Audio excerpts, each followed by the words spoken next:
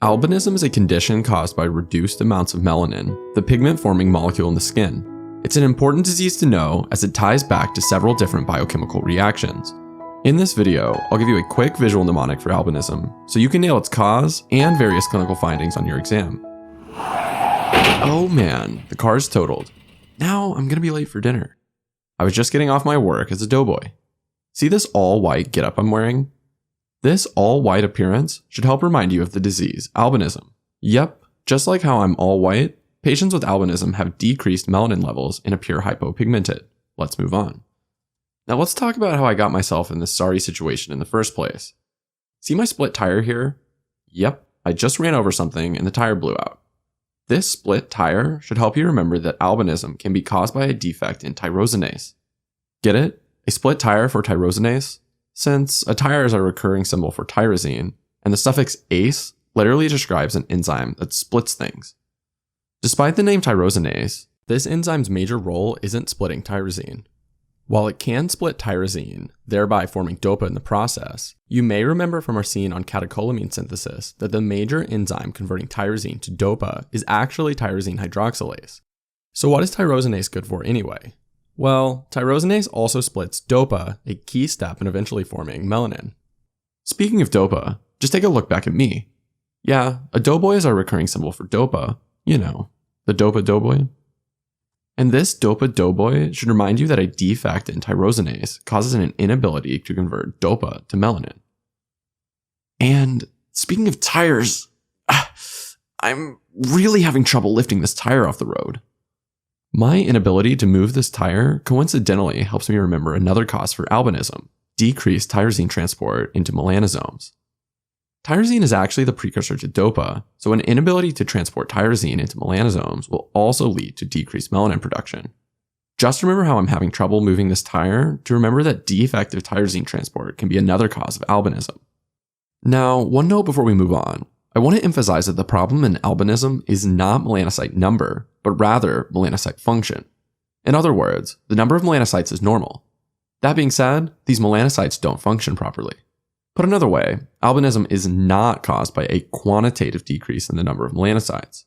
Rather, it is caused by a decrease in the concentration of melanin vesicles within each melanocyte. Basically, each melanocyte just has less melanin.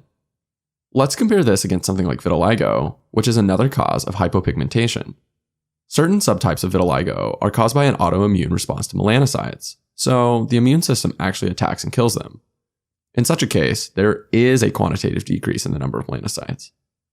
Alright, now we're done with the biochemical basis of the disease. Let's move on to the clinical symptoms you might encounter. Turn your eyes back to me, the doughboy. As I mentioned earlier, I'm severely hypopigmented, which, as you already know, represents the hypopigmented skin in albinism. This is an obvious finding, but I also want to mention that patients with albinism are at an increased risk of skin cancer. Physiologically, melanin pigments protect the skin by absorbing UV rays and preventing damage to cells.